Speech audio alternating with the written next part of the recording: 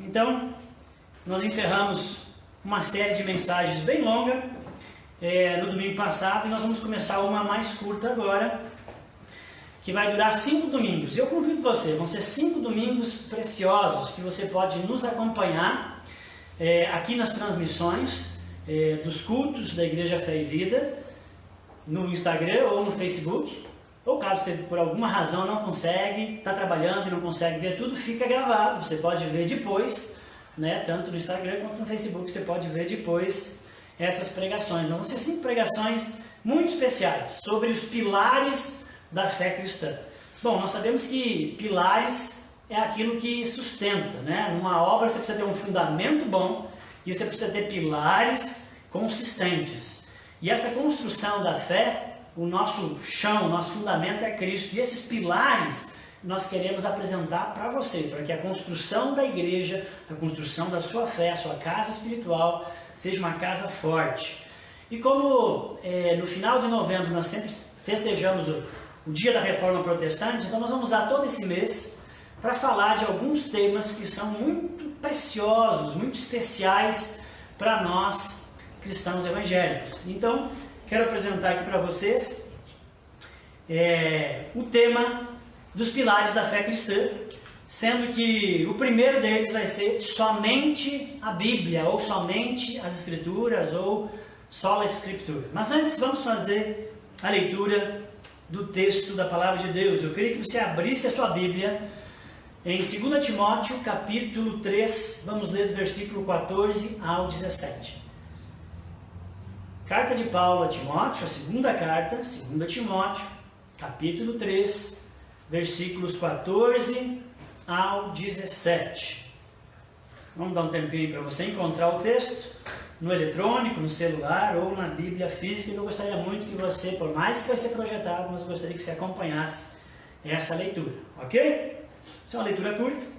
Então, 2 Timóteo, capítulo 3, versículo 14.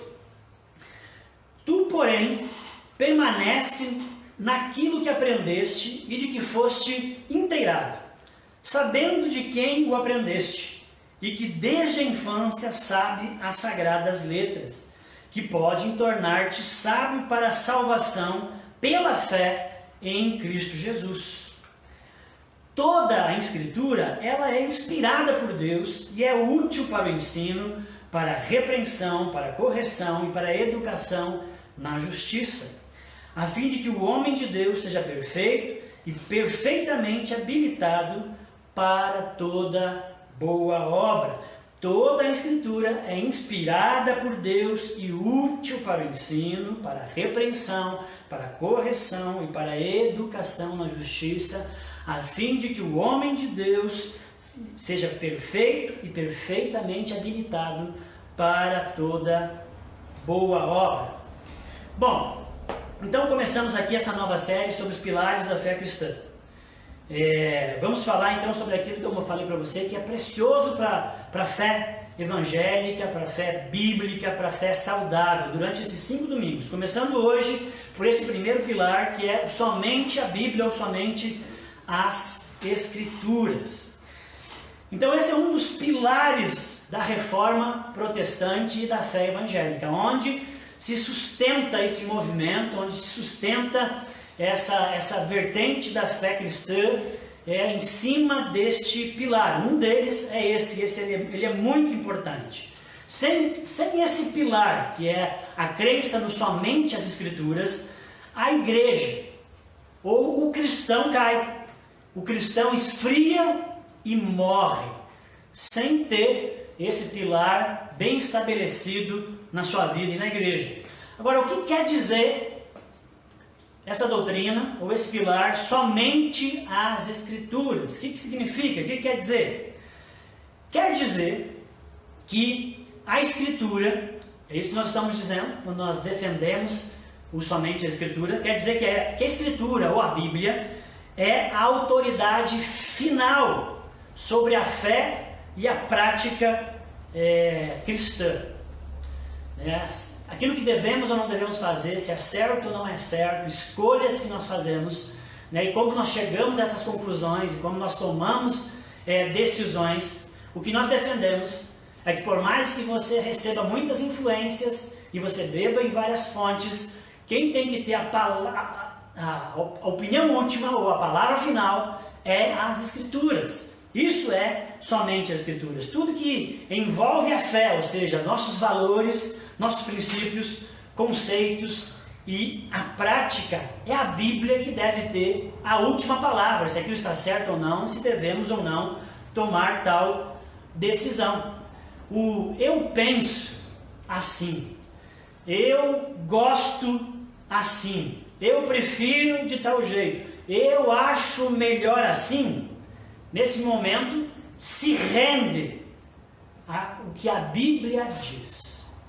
Nós damos lugar para o eu gosto, eu prefiro, eu acho, e o que a Bíblia diz sobre isso e sobre aquilo.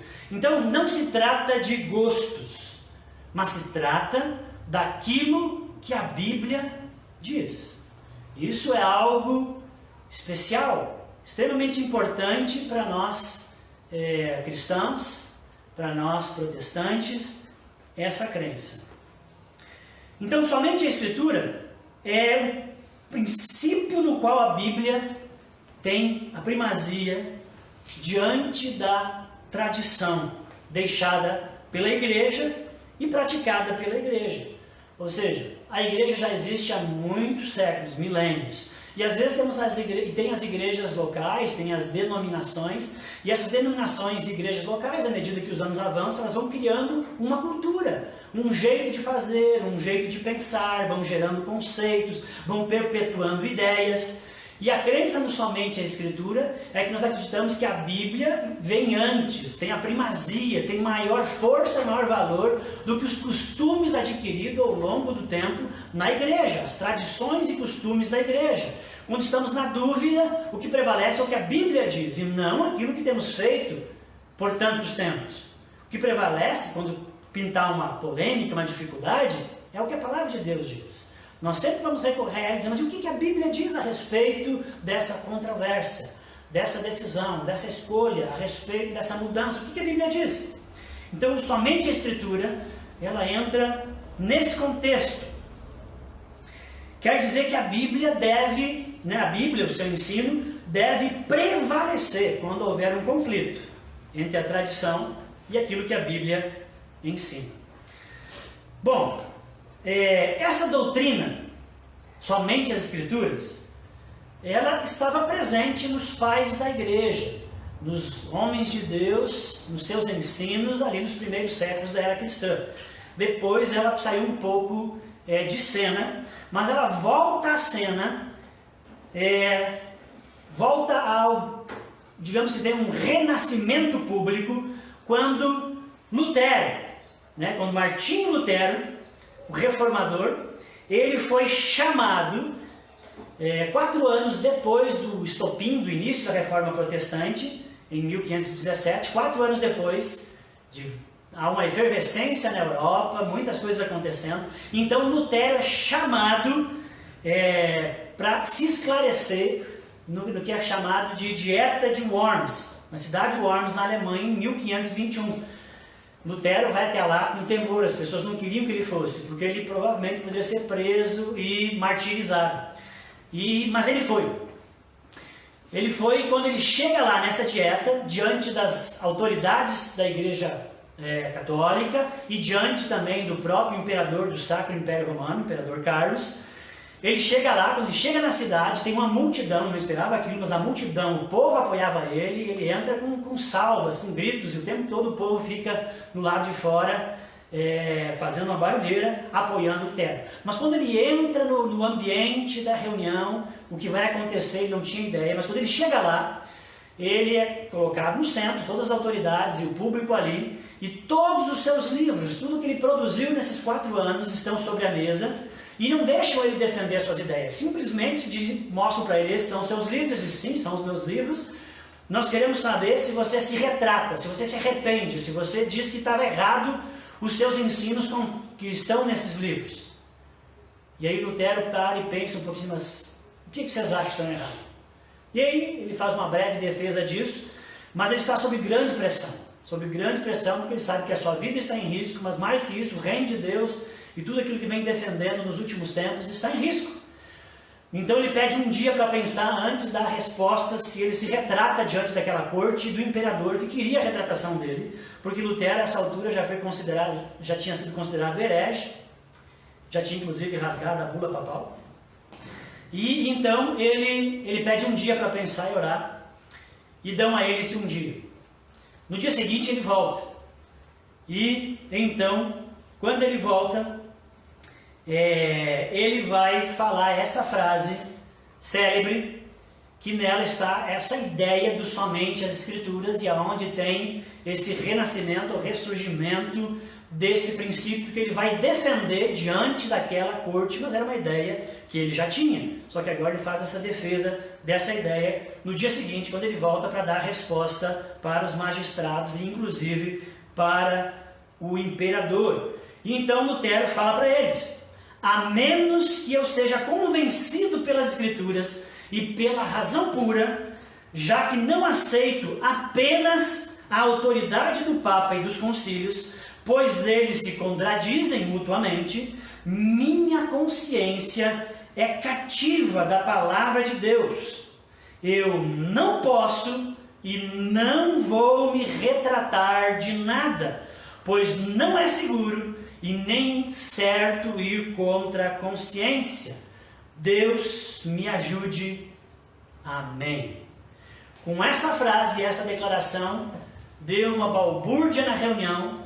Lutero sai de cena, ele tinha um salvo-conduto, deixaram ele embora, né? Mas os seus amigos então o sequestram, o escondem, porque provavelmente ele seria assassinado, então o escondem por meses e a reforma segue. Mas dessa frase, desse ambiente, nesse contexto, é que de maneira pública ressurge essa ideia do somente as Escrituras. Lutero via na igreja, na única igreja que existia, Lutero via na igreja conflitos de ideias, conflitos de ensinos, entre aquilo que os papas ensinavam e aquilo que os concílios muitas vezes diziam. Os concílios se reuniam e falavam uma coisa, depois os papas diziam outras coisas que contradiziam o Papa e os concílios. E às vezes o concílio e o Papa contradizia a própria Escritura. Então Lutero via ali muita incoerência e um problema muito sério nessas controvérsias que existia. E então ele via que a conta não fechava dos ensinos de papas, concílios e a palavra de Deus. A conta não fechava. Os papas iam para um lado, os concílios iam para o outro, que se distanciavam da palavra de Deus. Ele estava vendo que a tradição da igreja, aquilo que a igreja formulou, todos os ensinos, encíclicas, bulas, papais, tudo que a igreja tinha de costume, de dogmas, ou seja, o ensino humano, acabava prevalecendo sobre o ensino divino, sobre a revelação contida na palavra de Deus. Tinha mais peso que os papas e os concílios ensinavam do que a palavra de Deus. Era isso que Lutero via. Ele dizia: não está certo, não pode ser assim. Isso está matando espiritualmente a igreja, está matando espiritualmente os fiéis. Então Lutero luta para que a igreja retorne para a centralidade da palavra de Deus. Ele nunca quis começar uma nova igreja. Ele nunca quis começar uma nova religião. Ele não aceitou, quando começou a chamar-se o movimento que começou a partir dele e as pessoas que o seguiam de luteranos. Ele abominou essa ideia, ele nem gostou disso, ele não queria isso. Ele só queria que a igreja voltasse para o caminho certo. O caminho da submissão à palavra de Deus.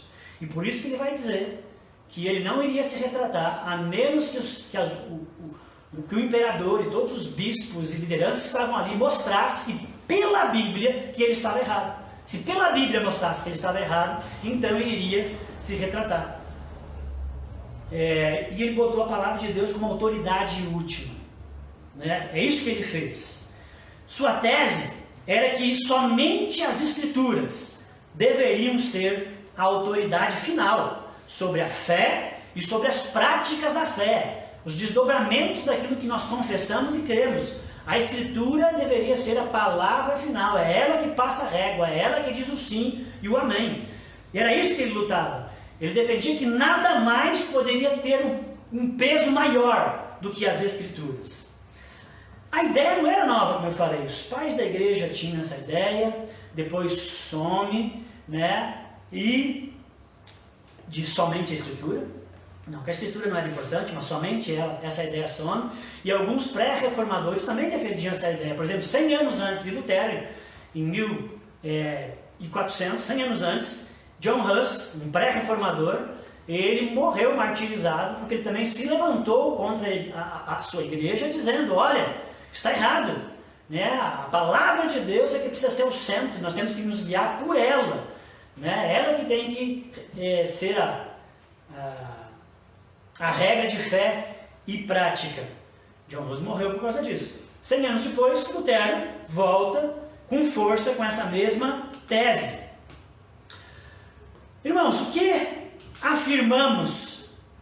O que afirmamos quando confessamos somente a Escritura? Nós protestantes, nós evangélicos, olhamos para a Bíblia e defendemos esse pilar. Defendemos somente as Escrituras. Se você não defende isso, então você não é um protestante, você não é evangélico. Mas nós evangélicos defendemos, isso é precioso para nós. Mas o que nós estamos confessando quando nós dizemos que nós acreditamos no somente as Escrituras, somente a Bíblia, só a Escritura, do latim? Nós declaramos pelo menos 4 verdades que seguimos, que são muito especiais para nós. Pelo menos 4 verdades estão embutidas nessa declaração e nessa doutrina do somente as Escrituras. A primeira dela, ao declarar o somente as Escrituras, nós afirmamos que a palavra de Deus, a Bíblia, ela é a vox Dei. Ou seja, a Bíblia é a voz de Deus. Ou a Bíblia é a palavra de Deus, não de homens. Ela é a vox Dei. Quando você lê a Bíblia, quando você lê um texto da Bíblia, quando você lê alguns versículos, quando você lê um capítulo da Bíblia, é o próprio Deus que está falando com você. Olha que fantástico! Eu tenho uma história para contar aqui. E quando eu cheguei à fé, eu não era de fazer parte de uma igreja histórica, robusta. Tinha um nome histórico, mas não era tão robusta. E então tinha muitas coisas que a gente se guiava naquele tempo. E eu tinha um amigo, a gente conversava, então tinha muita profecia, a gente ia nos cultos, tinha as profecias e tal, e eu cresci naquele contexto e eu anotava. Eu tenho a Bíblia ainda onde eu anotei. Eu anotava lá, primeira vez que Deus falou comigo através de uma profecia, dia tal. Segunda vez que Deus falou comigo através de uma profecia. Eu anotava na Bíblia as vezes que Deus levantou um profeta para vir, botar a mão, eis que pediu, e falar comigo. E eu tinha um amigo que ele tinha, além de ter os registros das vezes que Deus falava com ele por meio de um profeta, ele também dizia que Deus já tinha falado com ele 2 vezes. 2 vezes de maneira audível, o próprio Deus. Tipo Moisés lá no pé do monte Sinai, onde Deus fala com ele, tira as sandálias dos teus pés, porque aqui esse lugar é santo. Uma voz, ele ouviu uma voz que saía do meio da sarça dentro. Era uma voz. E esse meu amigo dizia, Deus falou já comigo 2 vezes de maneira audível. Eu dizia, uau, será que Deus um dia vai falar comigo de maneira audível? Marcelo, né? E eu tinha aquilo para mim, porque aquilo eram valores importantes para mim, na época. E esses tempos atrás, não faz muito, eu ouvi uma postagem muito legal do reverendo Nicodemos. Sensacional essa postagem. E ele diz o seguinte nessa postagem: quer ouvir a voz de Deus? Leia a Bíblia. Quer ouvir a voz de Deus de maneira audível? Leia a Bíblia em voz alta. Eu achei fantástico, porque é bem isso. E eu fiquei esperando o dia que eu iria notar que Deus falou comigo de maneira audível. Mas Deus fala conosco toda vez que nós lemos a palavra de Deus. Olha que coisa fantástica! A palavra de Deus é a vox Dei, é a voz de Deus. Mas Marcelo, toda ela é a voz de Deus? Ou é algumas partes que é a voz de Deus? Olha, 2 Timóteo 3,16, que está ali projetado, é o texto que nós lemos no início aqui da pregação, diz: toda a Escritura é inspirada por Deus. Toda a Escritura é a voz de Deus. A Bíblia não contém a palavra de Deus, como que era a ideia dos liberais. Os liberais começaram a deixar de crer no somente as Escrituras, teologia liberal, que começou a enfraquecer a fé cristã, que está presente em muitos círculos por aí, infelizmente, que acaba com as igrejas e com a fé. Os liberais começaram a ensinar que a Bíblia toda não é a palavra de Deus, mas dentro dela está a palavra de Deus. Então você tinha que descobrir o que é a voz de Deus e o que não é a voz de Deus. E isso ficava ao julgamento do homem, né? E aí é um caos isso. Não acredito que a Bíblia contém a palavra de Deus, como alguns defendem. Como se algumas partes apenas fosse a vox Dei. O texto nos diz que toda a Bíblia é inspirada por Deus. Ela toda é palavra de Deus inspirada, 2 Timóteo 3,16. E toda ela é digna de toda aceitação, 1 Timóteo 4,9. Então, cremos no somente as Escrituras? Ao confessar que nós cremos no somente as Escrituras, nós estamos confessando que nós cremos que a Bíblia é a voz de Deus. O segundo ponto que afirmamos é uma consequência desse primeiro ponto. O segundo ponto é que nós afirmamos, ao confessar somente a Escritura, é que ela, a Escritura, a Bíblia, é inerrante. Quando eu defendo, quando eu acredito no somente as Escrituras, eu estou dizendo que eu creio que a Bíblia é inerrante. Ou seja, não há erros ou falhas naquilo que a Bíblia afirma. Não há contradições em seu conteúdo ou ensino. Não acreditamos que dentro da Bíblia haja contradições. O que existe às vezes são pontos de vista diferentes, mas o fato está lá, é o mesmo. Então há harmonizações, mas não há contradição.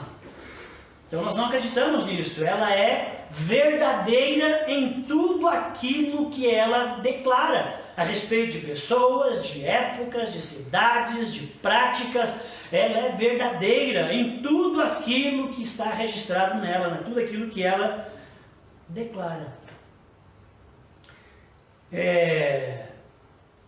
Salmo 119, que foi lido também no início do culto, versículo 7 diz: a lei do Senhor é perfeita e restaura a alma. O testemunho do Senhor é fiel e da sabedoria aos simples. Todo o salmo vai afirmar isso. A lei do Senhor, ela é perfeita, ela não tem erros. A lei do Senhor é fiel, ela é inerrante, ela não falha naquilo que ela declara. Então a palavra de Deus dá testemunho a respeito disso.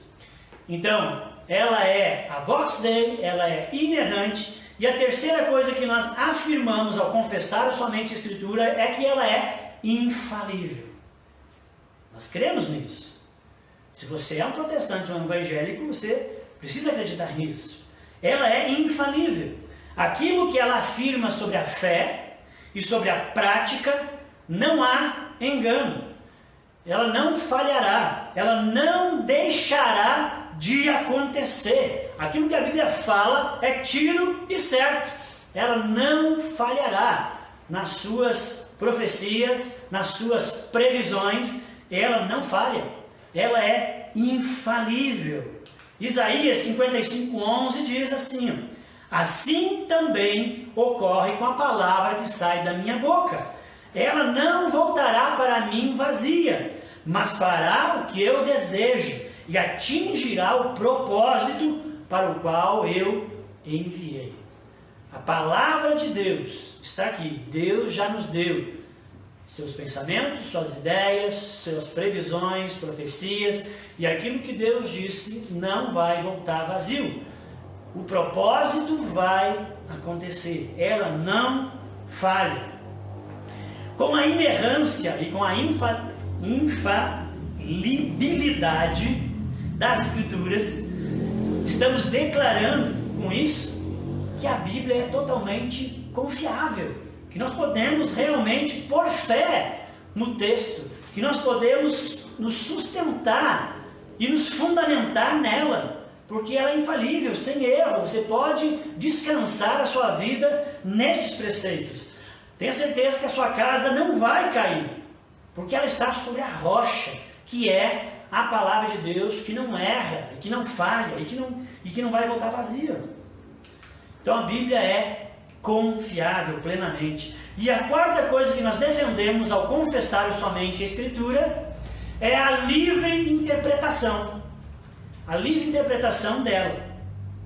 Isso diz respeito a quem tem o direito e a responsabilidade de lê-la e interpretá-la.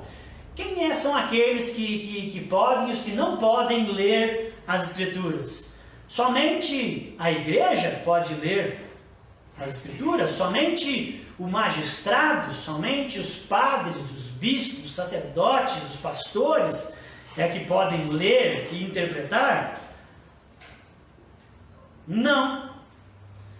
Com somente as Escrituras, nós defendemos que todo cristão tem o direito e a responsabilidade de ler e interpretar a Bíblia por si mesmo. No passado, Lutero se levantou contra isso. No passado, esse direito era só do magistrado, dos sacerdotes, e o povo comum não tinha acesso à palavra de Deus. Lutero disse: está errado. Se é a voz de Deus e Deus está falando com o seu povo, o povo precisa ter acesso à Bíblia, então ela tem que estar na língua do povo, e o povo tem que ter a liberdade de interpretá-la. E é isso que nós defendemos. Qualquer homem ou mulher, independente de escolaridade ou nível social, pode se achegar às Escrituras e nela encontrar vida, consolo, direção e o próprio Deus. Ela é, 2 Timóteo 3,16, ela é útil para o ensino, para a repreensão, para a correção e para a educação na justiça. Se ela não fosse acessível a todos, então ela não seria útil.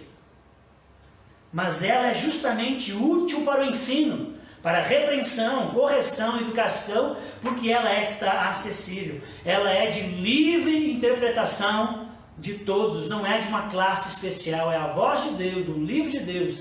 É Deus se revelando ao homem que Ele quer bem. Em outras palavras, a fé cristã, ela não é esotérica.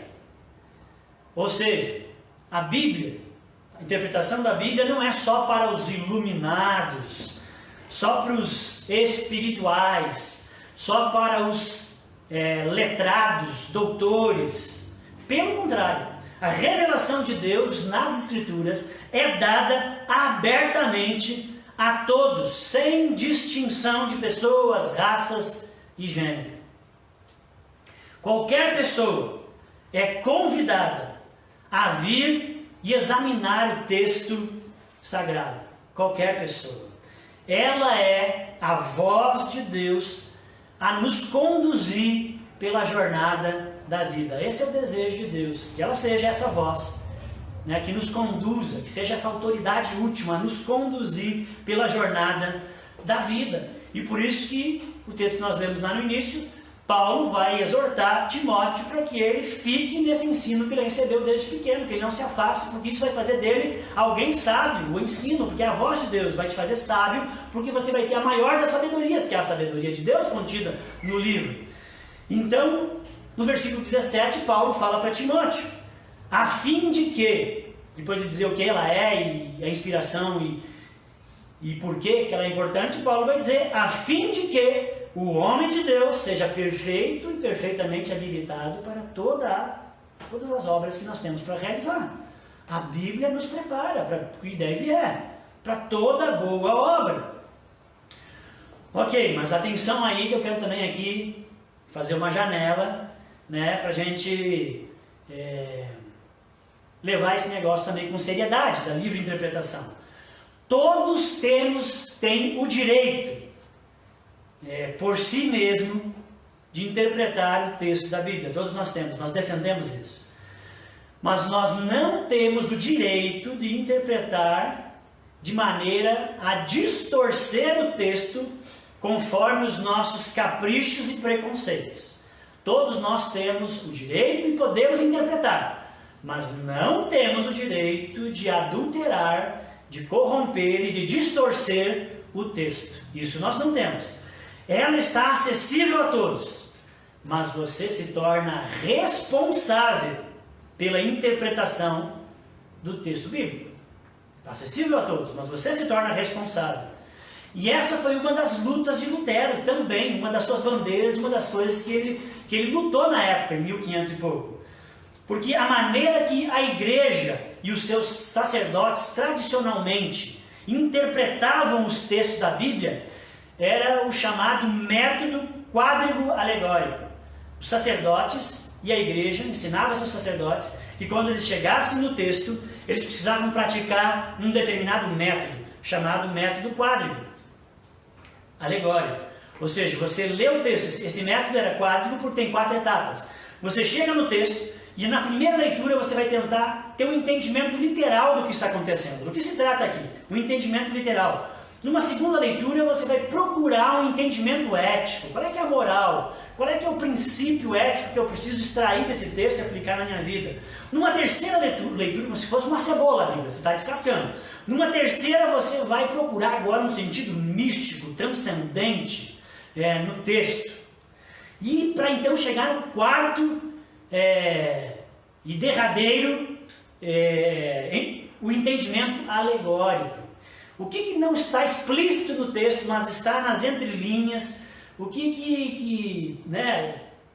E aí abria para especulações e coisas mirabolantes, mas era isso. A Bíblia não se explicava. A explicação da Bíblia estava na cabeça daquele que chegava na Bíblia. Era isso que acontecia. Então, o que levou a várias especulações e fantasias a respeito da Bíblia. Então Lutero rompeu com isso e estabeleceu aquilo que eu acredito ser o método, a maneira correta de interpretar o texto bíblico, que todos nós temos acesso e liberdade para interpretar, mas precisamos fazer isso de uma maneira que nós venhamos a acertar ou nos aproximar o máximo possível da ideia do ensino correto do texto, que é um método que se chama método histórico-gramatical. Histórico porque você tem que levar em consideração o contexto, a época, quem escreveu, para quem escreveu, o que estava acontecendo. O contexto é importante. E gramatical, as palavras são importantes, né? O verbo, o substantivo, a maneira como o diálogo é construído. Então você precisa levar em consideração o texto. Então Lutero estava ensinando que nós lemos a Bíblia buscando o sentido literal e o propósito original do texto. Você não pode chegar na Bíblia alegorizando e dando significado para ela, porque isso que é alegoria. É você dar para o texto aquilo que não está no texto. É tirar a água da rocha. Isso que é alegoria. E Lutero disse, não, isso está errado, isso leva às fantasias e às especulações. Nós afastamos do ensino correto da palavra de Deus. Então você vai buscar, sim, o sentido literal do texto e o propósito original. O autor, quando Moisés escreveu, quando Lucas escreveu, quando Davi escreveu, quando Osés escreveu, quando Paulo escreveu, ele escreveu especificamente para um público e ele queria que aquele público tivesse um determinado tipo de pensamento e reação. E você tem que entender no texto isso. Qual era o propósito e o sentido original para aqueles leitores? Só depois de entender o sentido original, você vai então partir para as aplicações para a nossa época, tendo em vista esse propósito original, sem abandoná-lo e depois querer aplicar de uma maneira que não tem nada a ver. Então isso é ser fiel às Escrituras, isso é ser fiel ao tema, ao propósito daquilo que foi escrito. E Lutero fez essa reforma aí também a respeito da maneira como nós chegamos no texto. Agora, ok, é verdade que existem algumas passagens bíblicas que são difíceis. Eu não sou um PhD, eu não sou um mestre de Bíblia, eu leio ela há bastante tempo, às vezes as pessoas acham que eu sei muito, e quanto mais eu chego nela, eu acho que eu sei cada vez menos, parece que eu estou desaprendendo. Eu não sou um grande mestre, mas para algumas pessoas acho que eu sei. E eu acho ainda vários textos da Bíblia difíceis. Então é verdade que tem algumas passagens que são difíceis. E é por isso justamente que nós precisamos da igreja.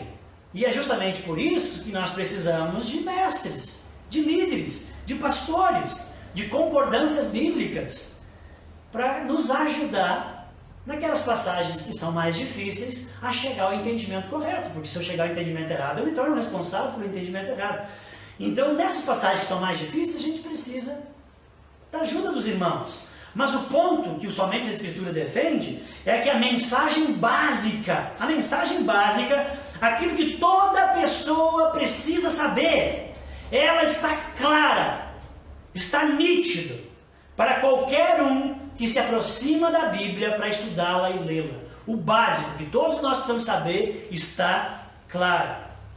Logo, se está acessível, está claro e é permitido que todos nós nos achegamos à Bíblia para estudá-la e interpretá-la com responsabilidade, então, meu irmão, meu amigo, nós devemos ler e estudar a Vox Dei, a Palavra de Deus, com devoção, porque é um livro sagrado, é um livro especial, é Deus falando comigo. Então eu preciso me aproximar dela com temor e com devoção, e com dedicação. É a Palavra de Deus. Rejeitá-la é rejeitar o próprio Deus. Negligenciá-la é negligenciar o próprio Deus.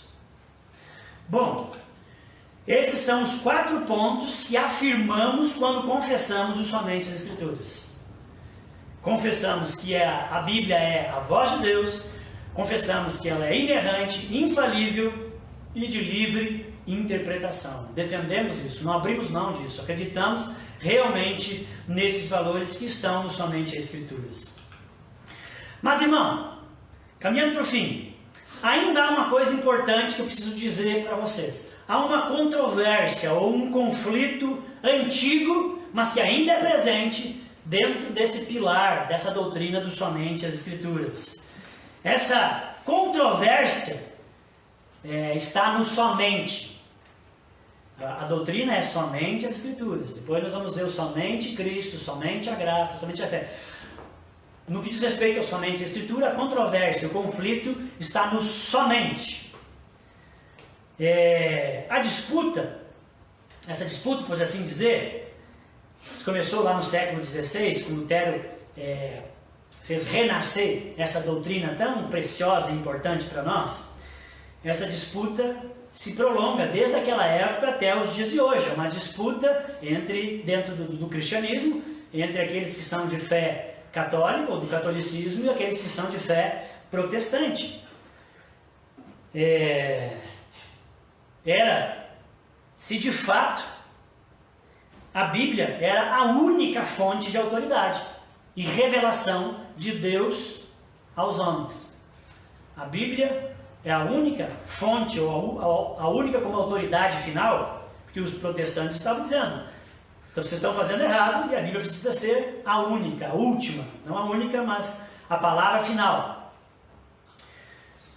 Tanto quanto a isso, então o problema estava a questão do somente.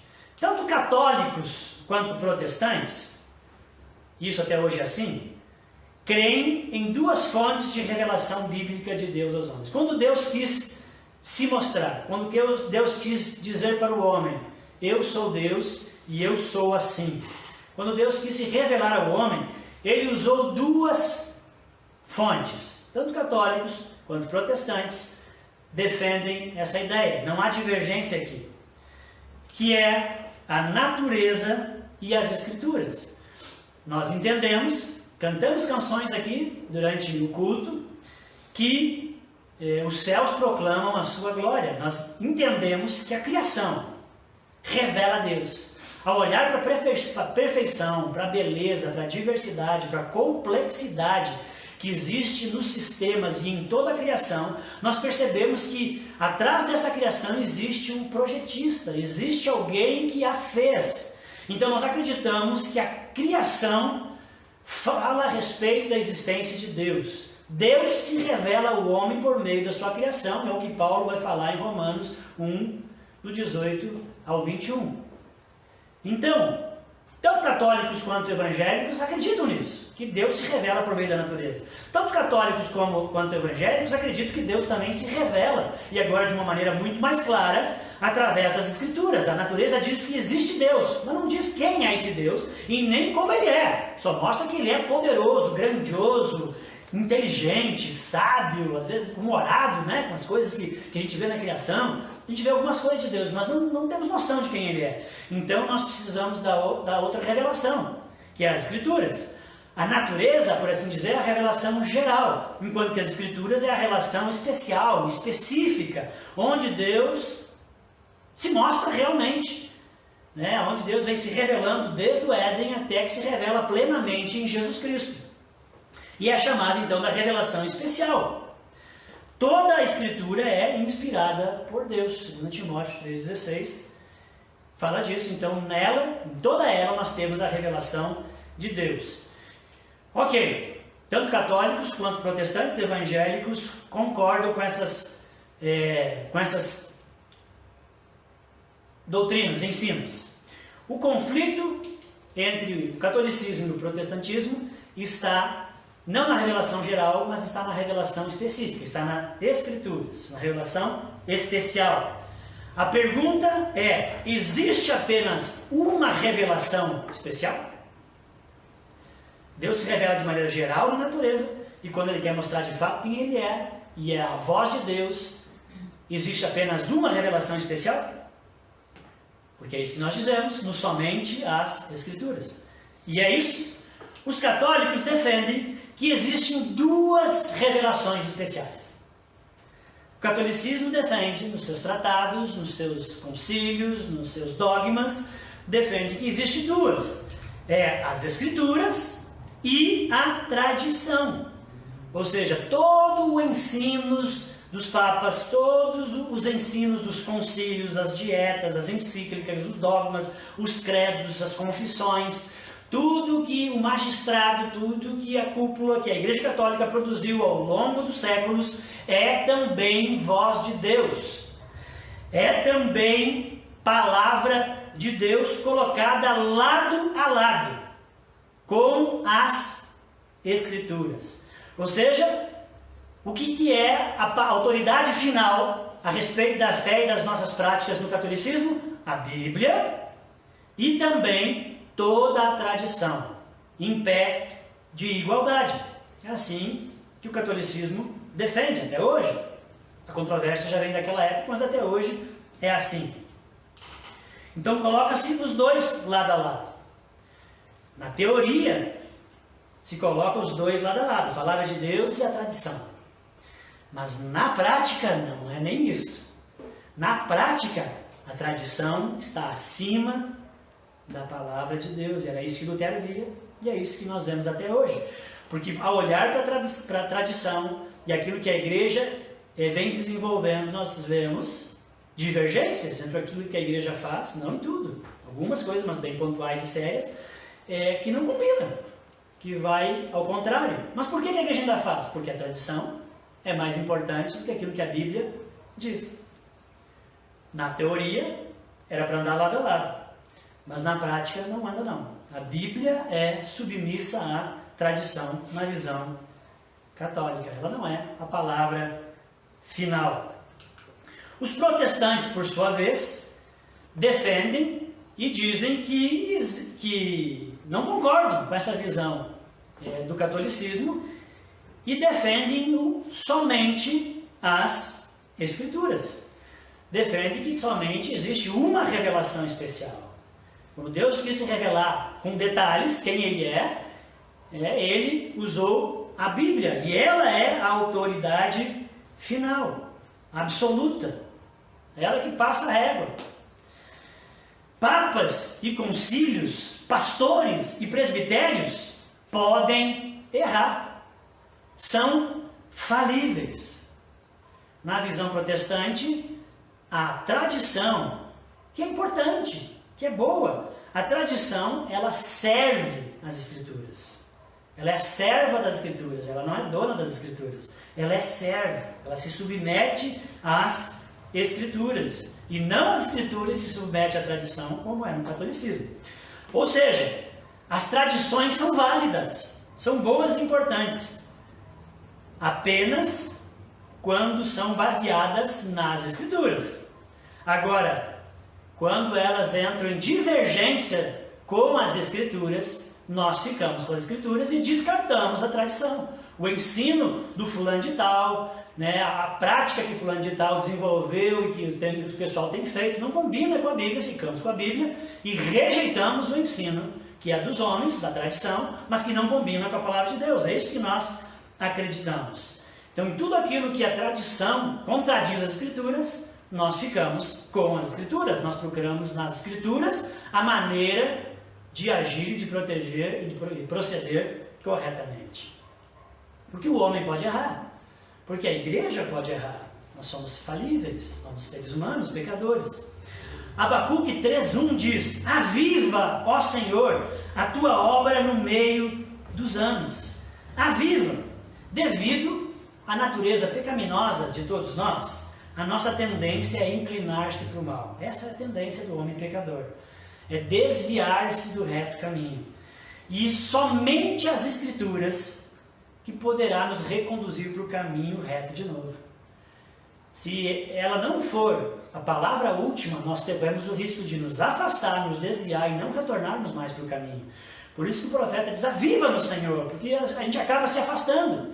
Mas quando nós temos esse lema e esse valor, nós sabemos que as Escrituras podem nos reconduzir de novo.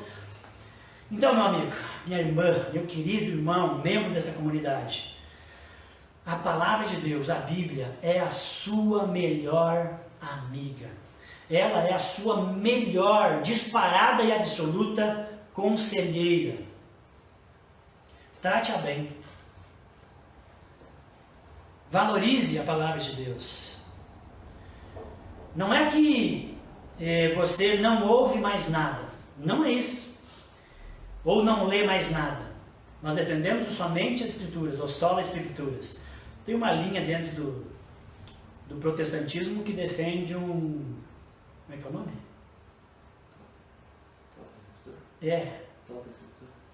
Tota? Isso. O princípio é do latim, não lembro. Estou pedindo ajuda para os universitários aqui. Mas, o somente as Escrituras não quer dizer esquece os livros, esquece as enciclopédias, esquece os teólogos, esquece tudo que ensina e eu vou ficar só com a Bíblia. Isso não é o somente as Escrituras. Nós valorizamos a tradição, nós valorizamos os ensinos que as pessoas deixaram. Nós só estamos dizendo que a Bíblia é que manda nesses outros ensinos. Se eles discordarem da Bíblia, nós esquecemos eles e ficamos com as Escrituras. Agora dota, eu não lembro, mas me perdoe aí o nome de latim, mas essa linha defende que nós devemos abandonar todas as outras ciências e pensamentos e ficar só com a Bíblia. Nós não concordamos com isso, nós achamos isso errado. Nós precisamos e valorizamos a tradição, só não colocamos ela nem do lado e nem acima das Escrituras. Bom, caminhando aqui então para terminar, eu queria fazer com vocês rapidinho duas ponderações sobre esse primeiro pilar do somente Escrituras para nós encerrarmos essa mensagem. Duas ponderações que eu queria desafiar você a levar a sério e buscar praticar na sua vida. A primeira é que diante disso tudo, nós precisamos de um reavivamento. Um reavivamento da palavra. Um reavivamento na letra. Nós precisamos de amor pela Bíblia.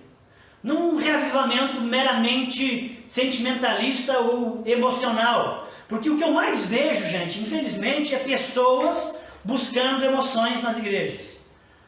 E na sua vida espiritual. As pessoas estão atrás de emoções. Vão aos cultos, às atividades, esperando ter um frio na barriga. Esperando ter um arrepio na coluna. esperando ter um olho marejado de lágrimas, porque foi de alguma maneira profundamente tocado por um clichê, uma frase de impacto, alguma coisa que foi falada. Nada contra o arrepio na coluna, e nem seus olhos ficarem marejados, nada disso.